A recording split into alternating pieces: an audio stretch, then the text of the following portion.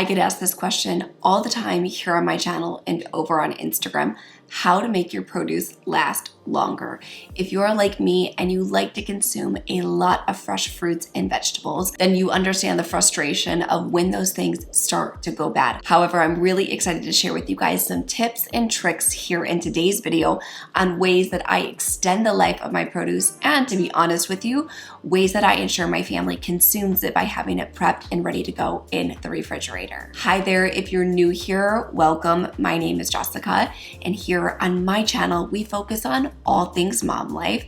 However, everything we do in my space does have a bit of a healthy twist, as I'm a holistic nutritionist and a nutritional practitioner. All right, guys, let's jump into my favorite tips and tricks. I'm going to be doing this kind of vlog style because I'm actually going to be prepping these things to have in my fridge and my freezer to help them last longer. So my first tip and produce hack that I'm gonna be sharing with you is for lemons and limes that are almost on their way out. So if you have lemons or limes that are getting a little soft or looking a little bit suspect, one of my favorite things to do is to slice them up, put them on a baking sheet, and put them in the freezer to freeze them.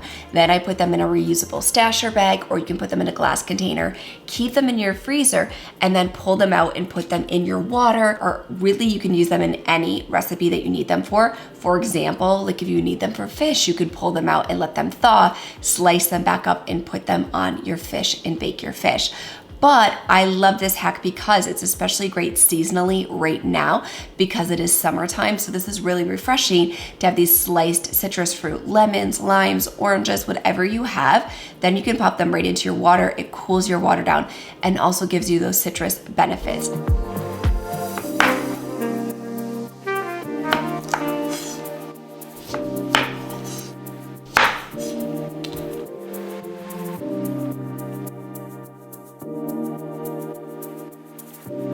Of course, I have to snag one of these and put it into my current water because the one I had put in this morning is already running out. But do you see how refreshing that would be if I had some already in the freezer, which I'm completely out after this weekend? So it would keep my water cold and give me also the delicious taste.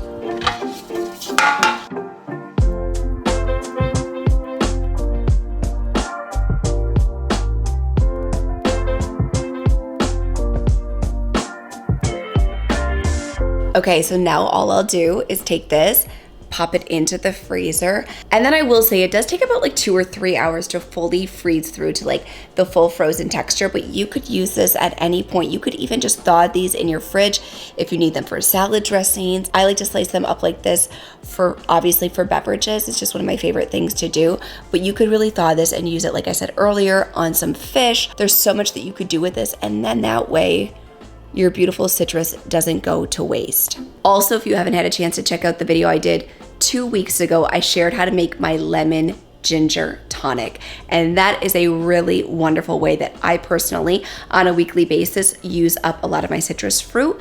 I like to use lemons when they start to go bad, or honestly, I just use them all so frequently that I freeze a little bit of them. I make them into a lemon ginger tonic. We use them on foods, we use them in salad dressings, so they tend to not go bad as quickly. However, that's another option that you could do. You could absolutely juice your citrus fruit and put it in an ice cube tray, throw it in there already pre-juiced, but I do like to have the full citrus fruit sometimes and also the juice as well. So there's so much variety and so many different ways that you could save this fruit.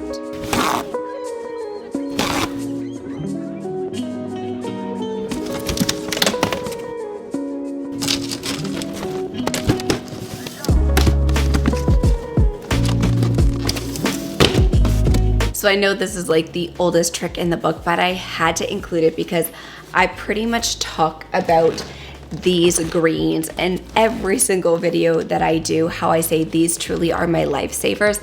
I say it all of the time on Instagram and here on my channel that this spring mix or 50-50 greens, whichever one your grocery store has, and this spinach mix truly are my lifesavers when it comes to having fresh produce. I'm never without these because they are $3.99 each at Costco, which is such a great value. I use this in my baked goods. I use this in pancakes, waffles, Of course, I use this baby spinach in my smoothies. I pretty much use this in as much as I possibly can, so we do go through it quickly. However, I will say sometimes I buy 2 of them, and so it is important to keep your greens fresh and to wick away the moisture. And one of my favorite ways to do that is by adding just a simple paper towel. I know it's not a revolutionary concept, however, it really does truly save your greens and help them last longer. Same thing with this spring mix or the 50/50 greens. Whatever your grocery store carries, I'm always sure the second I get home to open these up and add in a paper towel, because it really does keep the freshness for 7 to 10 days in your refrigerator, which is a long time. And I use these as the base of my lunch and my dinner. I say that often, that I do try to consume greens at least 2 meals a day. So if I have a smoothie and then I have these greens at lunch and dinner, I'm getting them in 3 times a day. So it's definitely a win. But having these packages on hand is so helpful because it's already ready to go for you, and keeping them fresh for longer is obviously a huge bonus. If you watch any of my what I eat in a day videos, then you often see me, well, you pretty much always see me using nuts and seeds on my salads, in my smoothies, on all of my different foods. And one of the ways I keep them fresh for longer is by putting them in an airtight container and storing them in my refrigerator. These things do tend to go rancid quite quickly if they're not stored properly. So you want to be sure to store them in the same place in your refrigerator. I like to store them in like the back upper left-hand corner of my refrigerator versus the doors that you're opening and closing frequently. This way they do tend to stay at a consistent temperature, but it is important not to store especially ground nuts and seeds. So if you have like ground flax seeds or ground hemp seeds, ground pumpkin seeds, any seeds or nuts that you do grind, it is important to store them in the refrigerator so they last for longer. I like to store our chia seeds, our hemp seeds, sunflower seeds, pumpkin seeds, whole flax seeds, ground flax seeds, all of those things in a refrigerator because they do last longer. Also, I do notice when I reach in the refrigerator to grab out my 50/50 greens and everything for my salads or for dinner, and if I see these seeds, I'm going to use them more frequently. So not only are we storing them properly that they last longer, but they're also in our vision and in our sight so that we actually consume the healthy foods that we buy. I hear this all the time that people buy all of this fresh produce, they buy all of these beautiful pantry staples and they don't use them. I will say it does take a little bit of time to get used to the routine of using them and finding common recipes that you use these ingredients in. And once you develop that routine, you will notice it becomes a little bit more second nature. However, anytime that you can have something in your eyesight, you of course are more likely to use it. So freshness is obviously extremely important. However, also having things within your eyesight because you of course are more likely to use them. I show this often whenever I'm doing meal prep videos or anything like that that includes fresh fruit on my channel, how I always wash all of our berries, and to be honest with you, pretty much all of our produce with apple cider vinegar, but especially with your berries. It makes them last so much longer, and not to mention it just makes it really simple and easy to get them super clean. I just take a large bowl and then I put my colander on the inside of it. I'm gonna go ahead and dump our berries in. Then I add about 2 to 3, it depends on how much fruit or veg I have, about 2 to 3 tablespoons into the water mixture, and I let it sit for 5 minutes, and then I rinse with cool water. You wanna be sure that the water is cool, otherwise your berries will start to wilt and get really soft. And that's obviously the opposite of what we're trying to accomplish. We're trying to keep our produce nice and fresh. So you do want to be sure to use pretty cold water. And then I do like to let my berries air dry for as long as possible before I put them into the refrigerator. And I don't really do it with an airtight container. I put a little bit of paper towel, as I will show you here in a second. I put a little bit of paper towel down into the container, and then I just slightly set the lid on top versus completely sealing it, because again, you don't want any moisture trapped inside, because all of those things will make your berries go soft and wilt faster.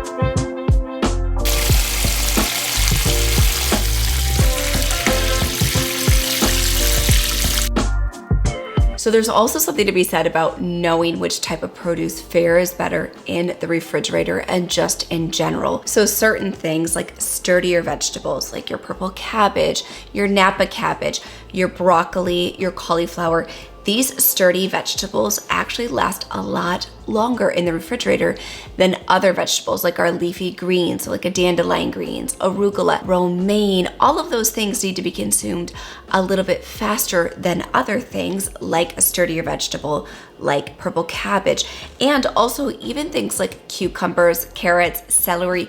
You guys know the drill. When you chop them and you add them to water in an airtight container, they can last for a couple weeks, where sturdy veggies like this can actually last on their own with limited air exposure. So I love to have purple cabbage. My kids love purple cabbage. We pretty much eat it every single day at dinner. I love to throw it in their lunchbox because it is such a sturdy veg that I don't have to worry too much about it. Additionally, purple cabbage is one of those things that works really great. When you start to notice that it goes bad, there's a lot of amazing recipes you can use it in. You can make like a tomato purple cabbage soup recipe. Additionally, I like to take the scraps when I notice that it's starting to go bad. I throw it in a reusable bag in the freezer, and it makes for a wonderful base if you're gonna make veggie stock.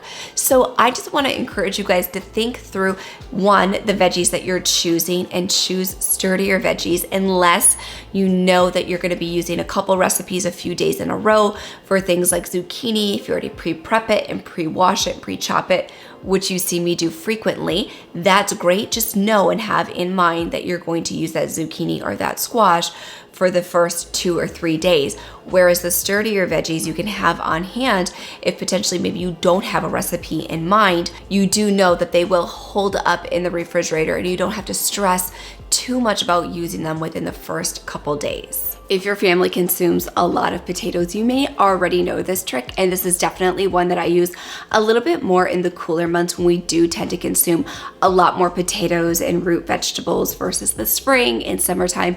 We tend to enjoy a little bit more of the fresh seasonal foods. However, this one is definitely a huge game changer and something that I did a lot when COVID kind of first happened and I was doing massive grocery orders and massive trips to Costco, because obviously the frequency of which I was going to the grocery store was much fewer than it is now. And that is to actually store your potatoes with an apple to keep them from sprouting.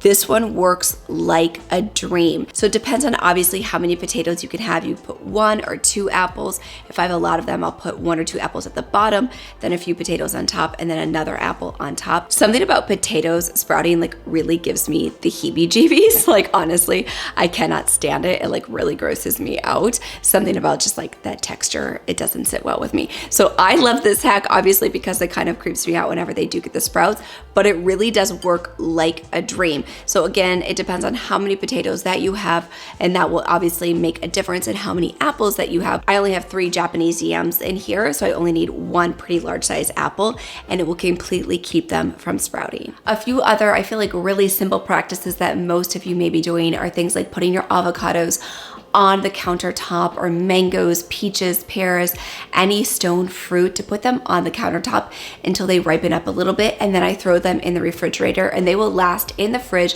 when they're at their perfect texture. They'll last in there sometimes 10 to 14 days, especially avocados for me. I feel like I've really gotten the science down of getting them to the perfect ripeness on the countertop and then immediately putting them in the refrigerator, and they will last me for so long. So it's just making an effort to get your produce in sight, in the perfect texture, getting it washed, prepped, and stored so that you can consume it in the right amount of time, and then using all of these simple tips and tricks to prolong the life of our produce so that we can enjoy these nourishing foods and not have them in our fridge rotting or going bad before we even have a chance to use them. I want to thank you all so much for watching, and if you liked this video, it would mean a lot to me if you would give it a big thumbs up and let me know in the comment section down below what are your favorite tips and tricks for keeping your produce fresh and lasting a long time in the refrigerator.